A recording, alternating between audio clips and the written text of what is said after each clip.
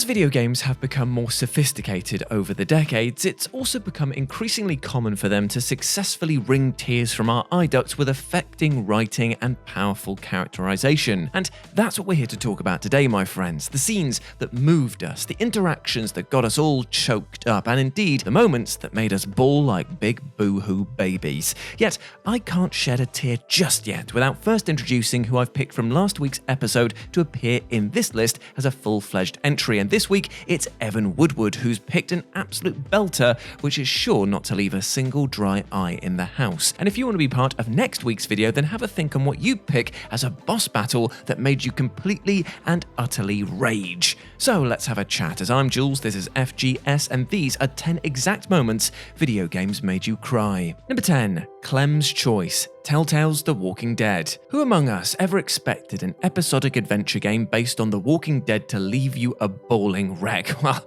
damn it, Telltale Games sure as hell pulled it off. After spending 5 episodes growing attached to survivors Lee and Clem, players are eventually forced to watch as this bond is irreparably torn apart in the first season's 5th and final episode. Lee is bitten by a walker in the previous episode, and the finale climaxes with a simple but agonizing choice. Have Clem shoot Lee to prevent him turning, or spare her the trauma of murdering her own father figure and have her leave him to his inevitable fate. Players are forced to pick between 2 utterly heart-wrenching options that will leave Clem deprived of her beloved guardian either way. Whatever choice you made, Clem and Lee's final moments together are sure to leave all but the most hard-hearted of players ugly crying their way to the end credits. Number 9. The Truth About the Boss. Metal Gear Solid 3 Snake Eater. For all of the silliness and eccentricity of the Metal Gear Solid franchise, Hideo Kojima left fans a gibbering wreck at the end of the 3rd game, Snake Eater. Because forcing players to pull the trigger and shoot naked snakes turncoat men to the boss themselves wasn't traumatic enough, we then learned that the boss actually wasn't a traitor at all. The game's epilogue reveals that the boss was actually working undercover for the US the entire time, ultimately maintaining her cover and dying a traitorous war criminal in order to absolve the US of Volgin's nuclear attack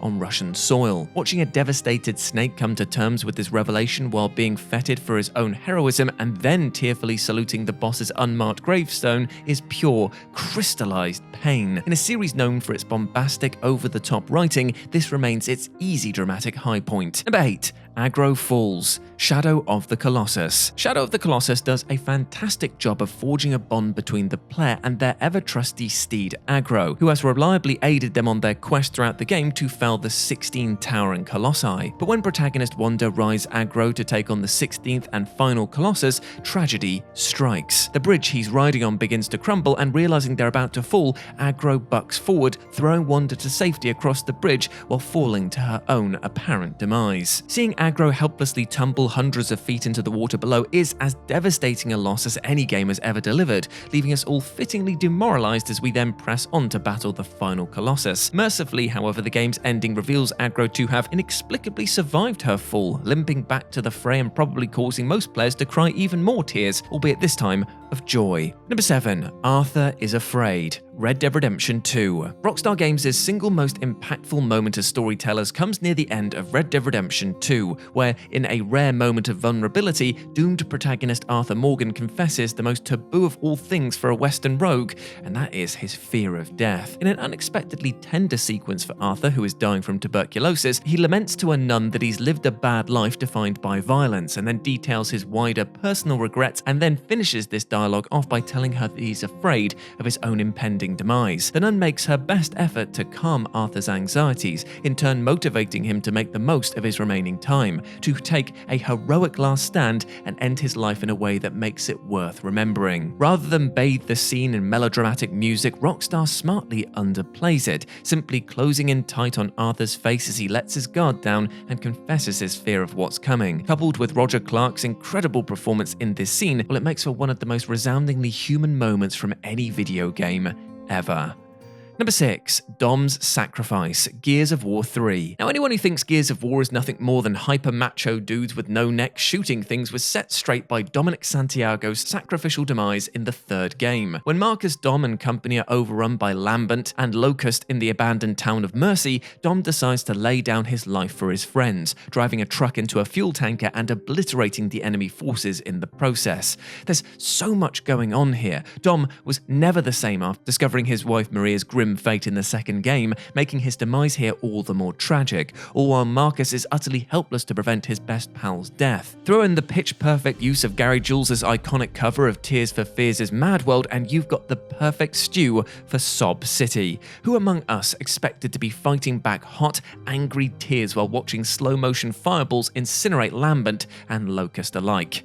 Number 5. Brother Down. Brothers, A Tale of Two Sons. Brothers, A Tale of Two Sons achieves an ingenious fusion of story and gameplay, strengthening the bond between the brothers by having the player control each one with a different thumbstick on their controller. Only by combining the strength of the older brother and the nimbleness of the younger one can players progress to the end of the game, where this intuitive gameplay is weaponized to basically ruin their day. In the climax, the older brother is mortally wounded by a spider creature, and though the younger attempts to save him, soon enough he dies from his injuries. And here is the tear-jerking kicker. With only the younger brother remaining, players are now able to only use the left thumbstick for the rest of the game, brilliantly exemplifying that overwhelming sense of loss. That we have to then dig a grave with our bare hands, painstakingly drag our big brother into it, and then cover him in soil, well, that's sour icing on this incredibly upsetting cake. Number 4. Kiryu's Breakdown. Like a Dragon Gaiden, the man who erased his name. Despite being a spin-off from the main Like a Dragon franchise, the man who erased his name offered up a pretty affecting ending for the entire series, as ever-embattled protagonist Kazuma Kiryu breaks down in consolable tears. In the final cutscene, Kiryu, who faked his own death back in Yakuza 6, is shown a recording from his grave, where his now grown adopted children are paying a visit. With the camera leading them to believe that Kiryu might still be alive, they provide a heartwarming update on the various children from the Morning Glory orphanage. Seeing the kids that he cared for living as happy adults, and at once knowing his hard work to protect them paid off while lamenting that he can't see them, leaves Kiryu a sobbing husk, his tears splashing down over the tablet that he's watching the video on. And to top it all off, he's then shown an adorable drawing of him made by his adopted son's youngest son, Haruto. For all of the series' flagrant silliness, it's always had its heart in the right place, and as a hugely cathartic payoff to everything leading up to this point, it was executed perfectly. Number 3. Brock's Funeral, God of War Ragnarok. And so we come to Evan Woodward's suggestion, the affecting, heartbreaking, and supremely well-handled send-off to Brock in God of War Ragnarok. Now, I won't lie to you, friends, speaking on this moment is genuinely hard because it captures that horrendous gut punch of saying goodbye to a loved one so well that it's impossible not to feel moved by it. Sure, the fantastical setting, the members attending, and indeed the send-off itself are likely far removed from our own realities, but at its core, there is a feeling that is so acute to anyone who has lost a loved one, so they will instantly be able to connect with this. It's a scene that runs the full spectrum of emotions: anger at the unfairness of the situation, regret that there is so much potentially left unsaid or undone, and that strange sense of unity that death often provides as we all witness all of Brock's friends gather to pay their respects. Make no mistake, this scene is power, and it is expertly delivered. Number 2. Mary's Letter, Silent Hill 2. Silent Hill 2 may be one of the most oppressively atmospheric video games ever made, but it's also bolstered by some of the most deeply felt emotions in the medium as it tackles some incredibly tricky subject matter. It's eventually revealed that protagonist James smothered his own terminally ill wife Mary to death, and certain endings will see the full contents of Mary's mysterious letter to James finally revealed. In a devastating voiceover reading, we hear Mary lament her illness and express guilt for being a burden to James, while questioning his remaining feelings for her, but expressing enduring love for him regardless. Between the searing emotional content of the letter and incredible vocal performance, this is an almost unbearably upsetting capper on which to end the game. And it gets even worse if you get the in-water ending, where James subsequently kills himself by driving his car into the lake with Mary's body inside. And number 1, Aerith dies, Final Fantasy VII. And finally, we have probably the single most devastating death scene in video game history, and certainly the most iconic.